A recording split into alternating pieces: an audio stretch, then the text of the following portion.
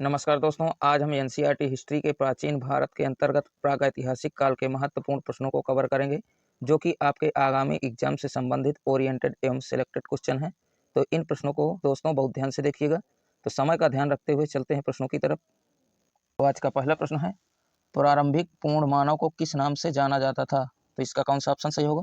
दोस्तों, प्रारंभिक पूर्ण मानव को क्रो मैग्नन के नाम से जाना जाता था, तो इसका ऑप्शन डी करेक्ट होगा। अगले प्रश्न की तरफ चलते हैं। आधुनिक मानव को वैज्ञानिक भाषा में क्या कहा जाता है दोस्तों? तो इसका ऑप्शन कौन सा करेक्ट होगा? तो आधुनिक मानव को होमो सैपियंस के नाम से जाना जाता है। दोस्तों, यहाँ पे टाइपिंग में मिस्टेक हुआ है, सैपियंस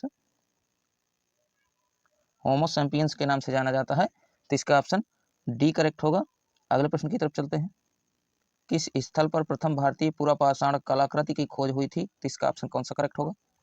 तो दोस्तों, प्रथम भारतीय पुरापाषाण कलाकृति की खोज पल्लवरम में हुई थी, तो इसका ऑप्शन सी करेक्ट होगा। अगले प्रश्न की तरफ चलते हैं। भारत में सर्वप्रथम पूर्व पाषाणकालीन उपकरण रॉबर्ट ब्रूस फुट को कब मिला था? तो इसका ऑप्शन कौन सा करेक्ट होगा? तो फ्रेंड्स, भारत में सर्वप्रथम पूर्व पाषाणकालीन उपकरण रॉबर्ट ब्रूस फुट को 1763 ईस्वी में मिला था, तो इसका ऑप्शन बी करेक्ट होगा। अगले प्रश्न की तरफ चलते हैं। रॉबर्ट ब्रूस फुट जिन्होंने भारत में पूर्व पाषाणिक उपकरण की खोज की, वे मूलतः कौन थे? तो फ्रेंड्स, रॉबर्ट ब्रूस फुट जिन्होंने भारत में पूर्व पाषाणिक उपकरण की खोज की, वह जो है एक भूवैज्ञानिक थे, तो इसका ऑप्शन सी करेक्ट होगा। चलते हैं अगले प्रश्न की तरफ। निम्नलिखित में से किसे भारत में प्रागैतिहासिक पुरातत्व का जनक कहा गया है? तो इसका ऑप्शन कौन सा करेक्ट होगा? तो दोस्तों, भारत में प्रागैतिहासिक पुरातत्व का जनक रॉबर्ट ब्रूस फुट को कहा जाता है, तो इसका ऑप्शन डी करेक्ट होगा। अगले प्रश्न की तरफ चलते हैं। भारत के प्रागैतिहासिक मानव का प्राचीनतम जीवाश्म निम्नलिखित में से किस स्थल में मिला है? तो इसका ऑप्शन कौन सा करेक्ट होगा? तो फ्रेंड्स, भारत के प्रागैतिहासिक मानव का प्राचीनतम जीवाश्म हथनोरा में मिला है, तो इसका ऑप्शन सी करेक्ट होगा।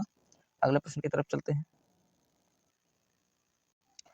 पूरा पाषाणकालीन मानव का जीवन पूर्णतया कैसा था दोस्तों? इसका ऑप्शन कौन सा करेक्ट होगा? तो दोस्तों, पूरा पाषाणकालीन मानव का जो है जीवन पूर्णतया जो है प्राकृतिक था, तो इसका ऑप्शन डी करेक्ट होगा। अगले प्रश्न की तरफ चलते हैं। पूर्व पाषाणकालीन मानव का मुख्य धंधा क्या था दोस्तों? तो इसका ऑप्शन कौन सा करेक्ट होगा? तो पूर्व पाषाणकालीन मानव का मुख्य धंधा शिकार करना था, तो इसका ऑप्शन डी करेक्ट होगा। अगले प्रश्न की तरफ चलते हैं। पूरा पाषाण काल के आदि मानव के मनोरंजन का साधन क्या था दोस्तों? तो इसका ऑप्शन कौन सा करेक्ट होगा? तो दोस्तों, पूरा पाषाण काल के आदि मानव का जो मनोरंजन का साधन भी जो है शिकार करना था, तो इसका ऑप्शन डी करेक्ट होगा।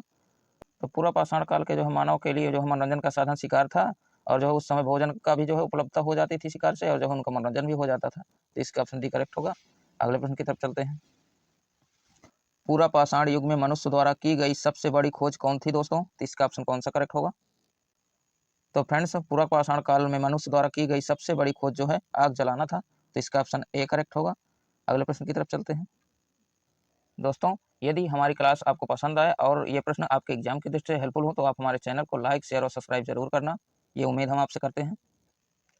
भारत में पूर्व पाषाण काल में अधिकांश औजार किस पदार्थ के बने थे? तो इसका ऑप्शन कौन सा करेक्ट होगा? तो फ्रेंड्स, भारत में पूर्व पाषाण काल में जो है अधिकांश औजार स्फटिक के बने थे, तो इसका ऑप्शन ए करेक्ट होगा। अगले प्रश्न की तरफ चलते हैं। सोहन संस्कृति किस संस्कृति का दूसरा नाम है? इसका ऑप्शन कौन सा करेक्ट होगा? तो दोस्तों, सोहन संस्कृति जो है पूरा पाषाण काल संस्कृति का दूसरा नाम है, तो इसका ऑप्शन ए करेक्ट होगा। अगले प्रश्न की तरफ चलते हैं। दोस्तों, यह प्रश्न आपके एग्जाम की दृष्टि से ओरिएंटेड एवं सिर्फ सिलेक्टेड क्वेश्चन है, तो इन प्रश्नों को बहुत ध्यान से देखिएगा और बारीकी से देखिएगा, क्योंकि ये रिपीटेडेड क्वेश्चन है, इस बात को ध्यान रखिएगा। पूरा पाषाण काल एवं नव पाषाण काल के मध्यवर्ती काल को क्या कहा जाता है दोस्तों? तो इसका ऑप्शन कौन सा करेक्ट होगा? तो पूरा पाषाण काल एवं नव पाषाण काल के मध्यवर्ती काल को दोस्तों मध्य पाषाण काल कहा जाता है, तो इसका ऑप्शन ए करेक्ट होगा। अगले प्रश्न की तरफ चलते हैं। पशुपालन का प्राचीनतम साक्ष्य कहाँ से प्राप्त हुआ है? तो इसका ऑप्शन कौन सा करेक्ट होगा? तो फ्रेंड्स, पशुपालन का प्राचीनतम साक्ष्य बागौर से प्राप्त हुआ है, तो इसका ऑप्शन सी करेक्ट होगा। अगले प्रश्न की तरफ चलते हैं। निम्नलिखित में से किस काल में माइक्रोलिथिक का उपयोग होता था? तो इसका कौन सा ऑप्शन सही होगा? तो फ्रेंड्स, मध्य पाषाण काल में माइक्रोलिथिक का उपयोग होता था, तो इसका ऑप्शन बी करेक्ट होगा। अगले प्रश्न की तरफ चलते हैं। मेसोलिथिक संस्कृति का महत्वपूर्ण स्थल भीमबेटका कहाँ पर स्थित है? तो इसका ऑप्शन कौन सा करेक्ट होगा? तो दोस्तों, मेसोलिथिक संस्कृति का महत्वपूर्ण स्थल भीमबेटका मध्य प्रदेश राज्य में स्थित है, तो इसका ऑप्शन सी करेक्ट होगा। अगले प्रश्न की तरफ चलते हैं। भीमबेटका किसके लिए प्रसिद्ध है दोस्तों? तो इसका कौन सा ऑप्शन सही होगा? तो फ्रेंड्स भीमबेटका जो है गुफाओं के शैल चित्रों के लिए प्रसिद्ध है, तो इसका ऑप्शन ए करेक्ट होगा। अगले प्रश्न की तरफ चलते हैं। निम्नलिखित में से कौन सा स्थल प्रागैतिहासिक चित्रकला के लिए प्रसिद्ध है? तो इसका कौन सा ऑप्शन सही होगा?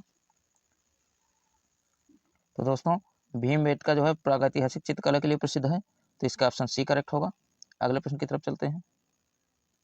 निम्नलिखित में से किस मध्य पाषाणिक स्थल से हड्डी के बने आभूषण प्राप्त हुए हैं? तो इसका कौन सा ऑप्शन सही होगा? बागोर में जो है मध्य पाषाणिक स्थल से हड्डी के जो है बने आभूषण प्राप्त हुए हैं, तो इसका ऑप्शन ए करेक्ट होगा।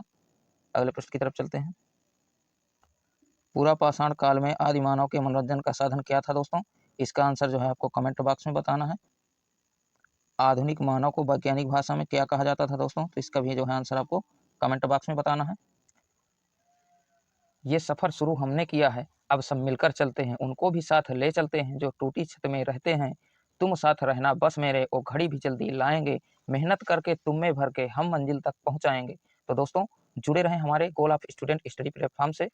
डियर फ्रेंड्स, अगर हमारी क्लास आपको पसंद आई हो और आपके एग्जाम की दृष्टि से हेल्पफुल हो तो आप हमारे चैनल को सब्सक्राइब करके बेल आइकन जरूर प्रेस कर लेना, ताकि जब भी हम अपना वीडियो अपलोड करें तो उसका नोटिफिकेशन नंबर 1 पे सबसे पहले आपको मिले। तो मिलते हैं अगले स्टडी से रिलेटेड सेशन में, तब तक के लिए जय हिंद, वंदे मातरम।